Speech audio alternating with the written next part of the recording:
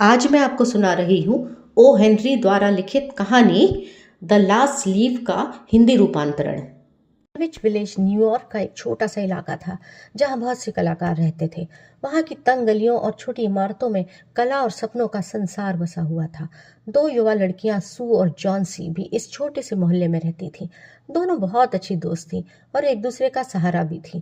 वे एक छोटे से किराए की फ्लैट में रहकर अपनी कला के सपनों को साकार करने की कोशिश कर रही थीं।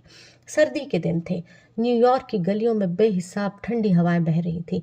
इन हवाओं के साथ निमोनिया ने भी उन गलियों में दस्तक दी। ये बीमारी कलाकारों की बस्ती में बिन बुलाए मेहमान की तरह घुस आई थी।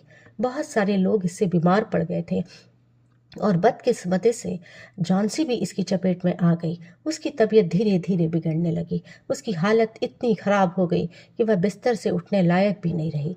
जॉन्सी का इलाज कर रहे डॉक्टर ने एक बार सू से कहा, जॉन्सी की बीमारी का इलाज सिर्फ दवाइयों से नहीं होगा। उसे ठीक करने के लिए जीने की इच्छा भी तो होनी चाहिए। अगर उसने जीने की उम्मीद ही छोड़ दी तो दवाएं कुछ नहीं कर पाएंगी। डॉक्टर की बात सुनकर सू परेशान हो गई। वह जानती थी उसकी दोस्त जॉन्सी धीरे धीरे हिम्मत हार रही है। सू ने जॉन्सी से बात करने की कोशिश की, पर जॉन्सी अब जिंदगी से हार मान चुकी थी। वह खिड़की के बाहर लगे एक पुराने दरख्त को देखती रहती थी। वह पेड़ आधा सूख चुका था और उसकी शाखाओं पर सिर्फ कुछ ही पत्ते बचे थे।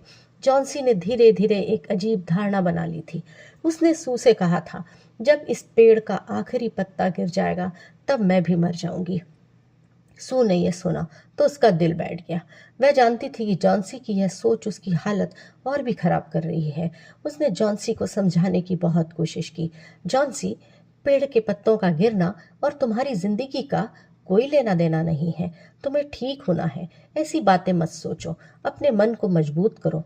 लेकिन जॉन्सी के मन में यह बात गहराई तक बैठ चुकी थी कि उसकी जिंदगी उसकी आखिरी पत्ते से जुड़ी हुई है। वह पेड़ के हर पत्ते को गिरते हुए देखती और गिनती जाती। उसकी आंखों में उदासी और निराशा बस चुकी थी। सू बहुत परेशान थी, लेकिन उसने हिम्मत नहीं हारी।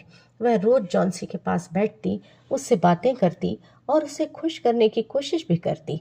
लेकिन पेड़ की पत्तियां गिरती जा रही थीं और जॉन्सी की हालत दिन ब दिन बिगड़ती भी जा रही थी। अब पेड़ पर केवल एक आखिरी पत्ता बचा था। जॉन्सी उस पत्ते को देखती रहती और अपने आखिरी सांसों का इंतजार करती रहती। एक रात उस इलाके में बहुत तेज तूफान आया। तेज हवाएं चल रही थी, बारिश हो रही थी। सू को यकीन था ऐसे मौसम में यह आखिरी पत्ता नहीं बचेगा। वह मन ही मन बेहद डरी हुई थी। अगर यह पत्ता गिर गया तो जॉन्सी शायद नहीं बच पाएगी। सू ने खिड़की बंद की और जॉन्सी के पास बैठ गई, लेकिन उसका मन बहुत बेचैन था। वह जॉन्सी की जिंदगी के लिए प्रार्थना करती रही।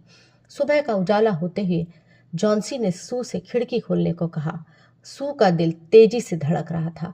उसने डरते डरते खिड़की खोली और जब खिड़की खोली तो दोनों ने देखा कि पेड़ पर वह आखिरी पत्ता अब भी हरा भरा मौजूद था।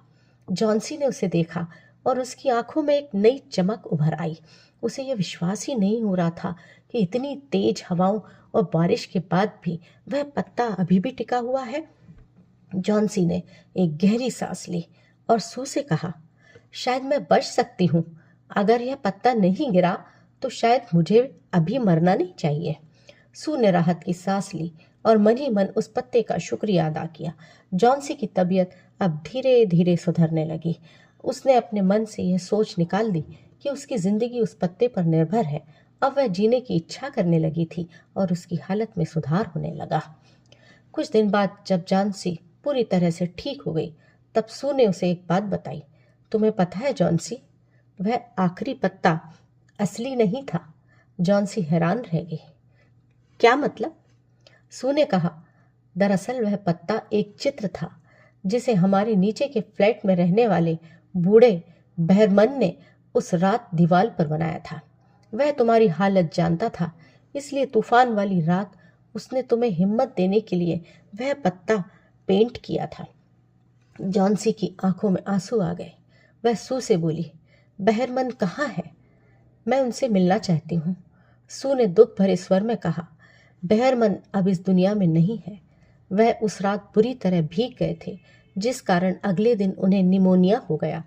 उनकी हालत इतनी खराब थी कि कि वह कुछ दिनों बाद चल बसे। ये जानकर जॉन्सी को गहरा धक्का लगा। बेहरमन की आखिरी कला, उस पत्ते ने जॉन्सी को जीने की उम्मीद दी जिसकी वजह से वह जी पाई। वह ताउम्र बेहरमन की शुक्रगुजार रही। Thank you.